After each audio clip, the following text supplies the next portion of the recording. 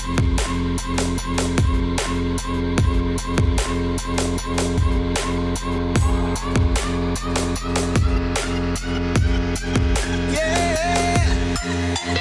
the attention, girl, I know you.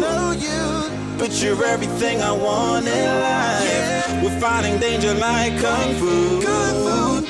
The love I feel is deep inside. The others don't matter. It's honestly us against the world. We're the perfect team. You're my dream, and I just want it. Can't get to myself. Can't get to myself. Can't get to myself. To myself. Can't get to myself. Can't get to myself. Can't get to myself. To myself. Can't get to myself. Can't get to myself. To myself. Can't get to myself. Can't get to myself. Can't get to myself. Oh baby, if you ever need a helper, hey, you should know that I'll be there day and night. Nobody else can love you better. I'm here just to treat you right. You're the reason I'm alive. Yo, what's going on, guys? It's Dan here. Welcome back to another Versus episode. Today we're going to find out which is the best sports cars out of these four we have for you today. Up first is the Annis Elegy RH8, based off of the Nissan R35 GTR, costing nothing. We also have the Pfister Comet, based off of the Porsche 911, costing $100,000. On top of that, we have the Bravado Buffalo S, based off of the Dodge Charger SRT8, costing $96,000. And last but not least is the Karin Kuruma, based off of the Mitsubishi Lancer Evo 10, costing $95,000. It was difficult to decide a winner for the visual appearance of these four cars, as the top three were very close. We like it when the cars on GTA 5 justify the appearance of the real life car on which they're based off of. The Elegy RH8, Kuruma and Pfister give a reasonable justification to the appearance of their real life equivalents. The Elegy carries through most of the basic design features from the Nissan Skyline R35. The downfall of its appearance, however, is that it looks more like a simplified plastic version of the GTR. The Comet also takes the overall basic shape of a Porsche 911, but seems to combine some of the detailing of the latest 911s with the 911s of old. This gives the Comet the appearance of a more sporty and aggressive 911. The winner for a visual appearance, though, had to be the Kuruma. The Mitsubishi Evo 10 has a design that any petrolhead would enjoy, and the Kuruma has captured most of that. The only thing it has lost is the aggression that comes from the visual appearance of the Evo 10. Obviously that leaves the Bravado Buffalo S in last.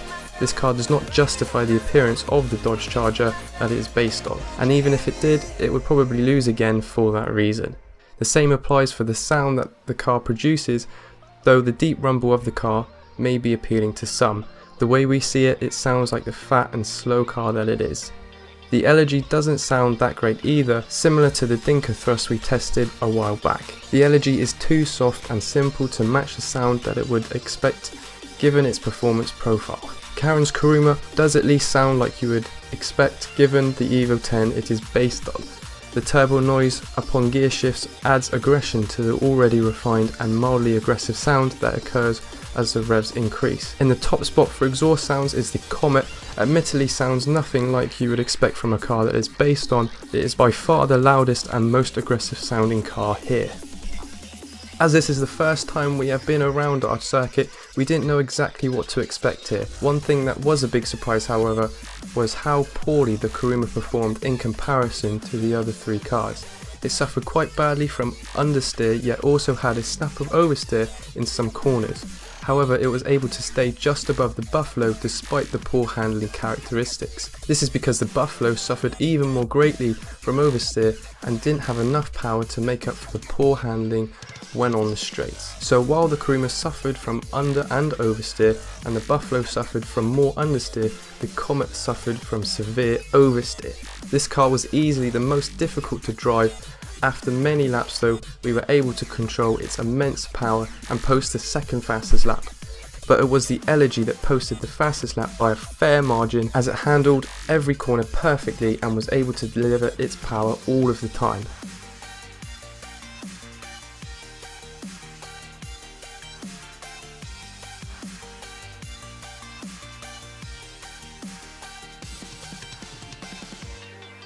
As we get into the drag race though, it is easy to see how much more power the Comet is than the Elegy.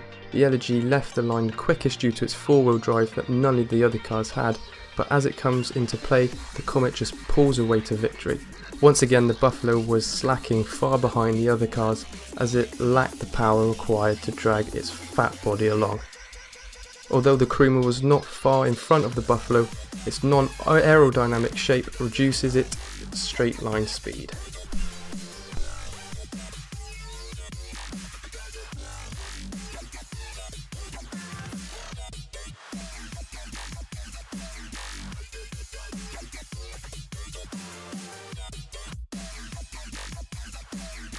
Okay, so moving on to customization now, we'll start with the Elegy. This has a total of 23 unique upgradable features. It had 2 front bumpers, the carbon front splitter and splitter with carnards, 3 rear bumpers, the carbon rear diffuser, painted rear bumper and painted bumper and diffuser, 2 exhaust upgrades, the dual titanium exhaust and the race exhaust, 2 grille upgrades, black grille and exposed intercooler, 3 hood upgrades, the carbon hood, double vented hood and vented hood, 1 roll cage, the roll cage and chassis upgrade, 1 roof upgrade, carbon roof, 4 skirt upgrades, custom skirts 1, 2, 3 and 4, and 5 spoiler upgrades, the low level spoiler, high level spoiler, tuner wing, carbon wing and GT wing. Moving on to the Comet now, this has a total of 7 unique upgradable features. It has 1 bodywork upgrade, the arch extensions, 2 bumpers, the splitter with carnards and splitter with twin carnard, 1 exhaust, the dual shotgun exhaust,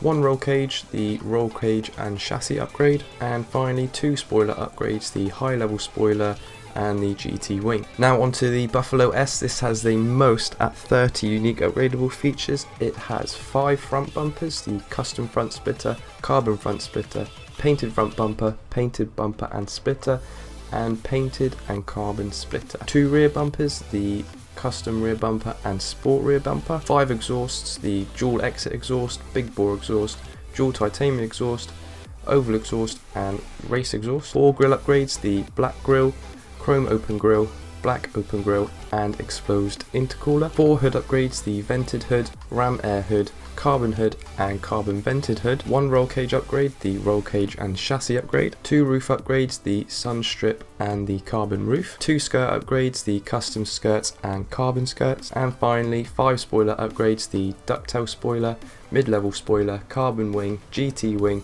and stock car wing. And finally onto the Kuruma. This has a total of 18 unique upgradable features. It has 3 bumpers, the body colour front splitter, secondary colour front splitter and carbon front splitter, 3 exhausts, the oval exhaust, race exhaust and chrome tip exhaust, 1 roll cage upgrade, the roll cage and chassis upgrade, 6 skirt upgrades, the body colour street skirt, the secondary colour street skirt, carbon street skirt, body colour slick skirt, secondary colour slick skirt and carbon slick skirt, and finally 5 spoiler upgrades, the secondary colour stock splitter, carbon wing, colour coded wing, carbon wing type 2 and GT wing. And that wraps up today's video guys. As we can see, our winner overall was the Elegy with 36 points, and joint in second was the Comet and the Kuruma, both in 32 points, and last, and not surprisingly, was the Buffalo, sitting with 20 points.